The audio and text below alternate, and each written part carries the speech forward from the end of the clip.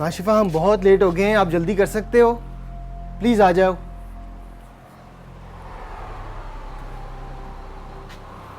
इलियासिफ please मेरी help करें, मैं कौन सा ड्रेस पहनूं, ये वाला कि ये वाला? आप अभी तक तैयार नहीं हुए हैं, आपको पता है हम काफ़ी लेट हो चुके हैं। नहीं बताए ना प्लीज़, ये वाला अच्छा है कि ये वाला अच्छा ड्रेस दोनों बहुत अच्छे हैं। पहले आपका नेकलेस का प्रॉब्लम था, फिर आपके बालों का प्रॉब्लम था, और अब ड्रेस का प्रॉब्लम है।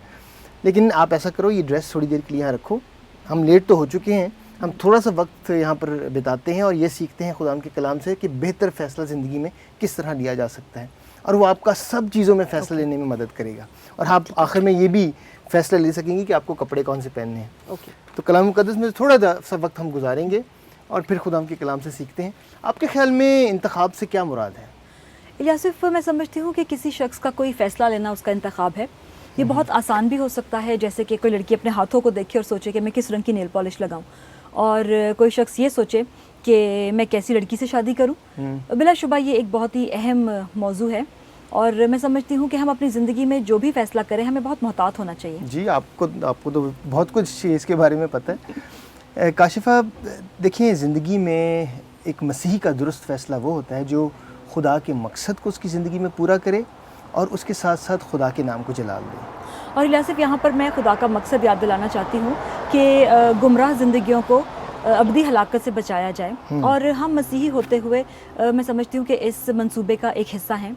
लिहाजा हम अपनी ज़िंदगी में जो भी फ़ैसला करते हैं उससे या तो हम खुदावंद की बादशाहत को बड़ा करते हैं और या छोटा करते हैं। जी, आपने बिल्कुल दुरुस्त कहा कि हम मसीही होते हुए खुदा के अजीम मंसूबे का जो है वो हिस्सा हैं, और इसका जिक्र हमें मत्ती की इंजील उसके 28वें बाब और उसके 18वीं से 20वीं आयत में मिलता है, जहाँ खुदा यीशु मसीह कहते हैं कि जाओ और सब कौमों को शागिर्द बनाओ और उन्हें बाप और बेटे और उनको उसके नाम से बपतिस्मा दो। ये हुक्म जो है हर मसीही को दिया गया है, ये ज़िम्मेदारी हर मसीही को दी गई है। जी इलियासिफ, लेकिन हम देखते हैं कि आज बहुत से मसीही ऐसे हैं जो इस जिम्मेदारी को जानते ही नहीं कि मसीह का कलाम जो है वो उन्हें दूसरों तक लेकर जाना है। काशिफा, ये बड़े अफसोस की बात है कि जब मसीही जो हैं वो इस जिम्मेदारी को नहीं समझते और नहीं जानते, क्योंकि मैं ये समझता हूँ कि जो मसीही जिम्मेदारी को नहीं समझ पाते वो रूहानी बालिदगी में तरक्की नहीं हासिल कर रहे। जी, और ये और भी अफसोस की बात है इलियासिफ कि बाज़ औक़ात मसीही ये बात जानते हुए भी कि उन्हें गुमराह ज़िंदगियों के पास अंजील का पैगाम लेकर जाना है, और वो ना जाने का बहाना करते हैं। जी, ना जाने का बहाना करते हैं, और मेरे ख़्याल में कि ये बात हमें हैरान नहीं करनी चाहिए, इसलिए कि खुदा यीशु मसीह जब अपनी ज़मीनी ज़िंदगी पे थे तो उनको भी यही सारी चीज़ें जो है वो फ़ेस करनी पड़ती थी, और उसका जिक्र मैं लूका की इंजील उसका 9 बाब और उसकी 59 वर्स से लेकर 62 वर्स तक देखता हूँ। लूका की इंजील उसका 9वां बाब और 59 वर्स में यूँ लिखा हुआ है, फिर उसने दूसरे से कहा मेरे पीछे चल। उसने कहा है खुदाउन मुझे इजाज़त दे कि मैं पहले जाकर अपने बाप को दफन करूं।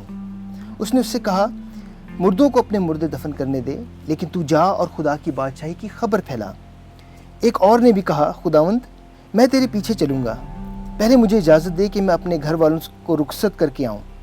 यीशु ने उससे कहा जो कोई अपना हाथ हल पर रख कर पीछे देखता है वो खुदा की बादशाही के लायक नहीं।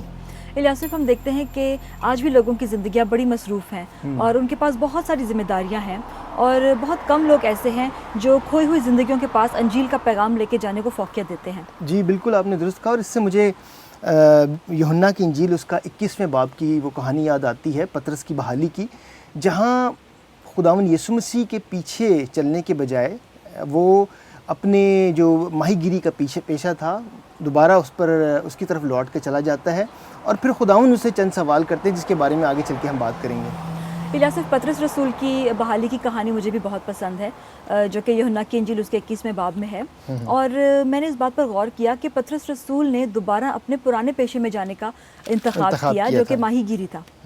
और हम देखते हैं काशिफा के 3.5 साल पतरस जो था वो खुदा यीशु मसीह के साथ रहा, खुदा यीशु मसीह से सीखा, खुदा यीशु मसीह से तालीम हासिल की, उसकी मौजज़ाना ज़िंदगी को देखा उसने, और फिर हम देखते हैं कि वो दोबारा लौटकर अपने पुराने पेशे की तरफ चला गया। और खुदावंद उसे क्या कहते हैं मैं ये ज़रूर आपके सामने जो है वो रखना चाहूँगा, पढ़ना चाहूँगा। जब खुदावंद जो है वो पतरस के पास जाते हैं और उससे कहते हैं कि शमौन पतरस, ये सवाल उससे करते हैं कि शमौन पतरस क्या तू मुझसे मोहब्बत रखता है? तो शमौन पतरस उससे क्या जवाब देते हैं, हाँ खुदावंद तू तो जानता है कि मैं तुझे अजीज़ रखता हूँ। तो खुदावंद उसे कहते हैं कि अगर तू ऐसा करता है तो मेरे बर्रे चरा। ये पहली दफ़ा पूछा پھر خداوند سے پوچھتے ہیں کہ شمعون پطرس کیا تو مجھ سے محبت رکھتا ہے؟ تو دوبارہ خداوند سے کہتے ہیں کہ اگر تو واقعی مجھ سے محبت رکھتا ہے، شمعون پطرس کہتے ہیں کہ جی خداوند میں تجھے عزیز رکھتا ہوں. تو خداوند سے کہتے ہیں کہ تو پھر میری بھیڑوں کی گلہ بانی کر. پھر تیسری مرتبہ خداوند یسوع مسیح پطرس سے یہی سوال کرتے ہیں کہ پطرس کیا تو مجھ سے محبت رکھتا ہے؟ تو پطرس انہیں جواب دیتے ہیں ہاں خداوند تو تو جانتا ہے کہ میں تجھے عزیز رکھتا ہوں، تجھ سے محبت رکھتا ہوں. اور خداوند تیسری مرتبہ اسے کہتے ہیں کہ میری بھیڑوں کو چرا. اس کا مطلب یہ ہے کہ پطرس اپنے پرانے پیشے کی طرف چلا گیا تھا اور اس خدمت کے کام کو جو خداوند نے اس کے سامنے رکھا تھا اسے پورا نہیں کر رہا تھا. جی، اور الیاصف میں سمجھتی ہوں کہ یہ سوال جو خداوند یسوع مسیح نے پطرس سے کیا کہ کیا تو مجھے عزیز رکھتا ہے، میں سمجھتی ہوں کہ یہ صرف پطرس کے لیے نہیں تھا، جی بلکہ بالکل. یہ ہم سب مسیحیوں کے لیے ہے کہ جب ہم خداوند یسوع مسیح سے محبت کرنے کا دعویٰ کرتے ہیں تو کیا واقعی میں ہم خداوند یسوع مسیح کو پہلی فوقیت دیتے ہیں یا اور چیزوں کو؟ جی آپ نے بڑا اچھی بات کی کہ کئی دفعہ ہم خداوند یسوع مسیح کو فوقیت دینے کی جو ایک ذمہ داری ہے یا خداوند یسوع مسیح کی جو پرائرٹی ہماری زندگی میں ہونی چاہیے وہ ختم ہو جاتی ہے. ہم کئی دفعہ مسیح ہوتے ہوئے دعویٰ تو کرتے ہیں کہ خداوند ہم تجھ سے محبت کرتے ہیں، تجھ سے پیار کرتے ہیں، لیکن اس کے پیار کا، اس کے محبت کرنے کا ثبوت ہم اپنی زندگی سے نہیں دیتے. اور اس کے لیے میں آپ کے سامنے ایک حوالہ پڑھنا چاہوں گا جو کہ دوسرا کرنتھیوں اس کا 5واں باب اور اس کی 14ویں اور 15ویں آیت ہے. کیونکہ مسیح کی محبت ہم کو مجبور کر دیتی ہے، اس لیے کہ ہم یہ سمجھتے ہیں کہ جب ایک سب کے واسطے ہوا تو سب مر گئے، اور وہ اس لیے سب کے واسطے ہوا کہ جو جیتے ہیں وہ آگے کو اپنے لیے نہ جئیں بلکہ اس کے لیے جو ان کے واسطے ہوا اور پھر جی اٹھا. مسیح کی محبت کاشفہ ہمیں مجبور کر دیتی ہے کہ ہم خداوند کی خدمت کے لیے، خداوند یسوع مسیح نے اتنا بڑا کام کیا ہمارے لیے، ہم اس کی خدمت کے لیے اپنے آپ کو پیش کریں. اور الیاصف ہم دیکھتے ہیں کہ نیا عہد نامہ اس بات کی شہادت ہے کہ کس طرح سے ابتدائی کلیسیا خداوند کے کلام کو دوسروں تک پہنچانے میں جاں فشانی کرتی رہی اور لوگوں کو خداوند یسوع مسیح کے پاس لاتی رہی. جی ہم دیکھتے ہیں کہ ابتدائی کلیسیا کے اوپر کافی مشکلات بھی آئیں، پریشانیاں بھی آئیں، جی، دشواریاں آئیں، ہزار ثانی کا بھی شکار ہوئے، لیکن اس کے باوجود انہوں نے خداوند کی خدمت جو ہے اس کو نہیں چھوڑا. پر الیاصف آج کی کلیسیا کی کیا حالت ہے؟ دیکھیں یہ کہنا درست نہیں ہوگا کہ آج کی کلیسیا جو ہے وہ خداوند کی خدمت میں جاں فشانی سے کام نہیں کر رہی. بہت ساری کلیسیاں ہیں جو وہ خدمت میں بڑا آگے بڑھ کر کام کر رہی ہیں، لیکن یہ ذمہ داری جو ہے یہ پاسبان کی ہوتی ہے، یہ ذمہ داری لیڈرز کی ہوتی ہے کہ وہ کلیسیاں جو خداوند کی خدمت میں نہیں ہیں ان کو انکریج کریں، ان کی مدد کریں کہ وہ جاں فشانی سے خداوند کی خدمت میں آگے بڑھیں. اور یاد رکھیں کہ جو کلیسیاں خداوند کی خدمت میں آگے نہیں بڑھتیں وہ جلد اپنا وجود بھی کھو بیٹھتی ہیں.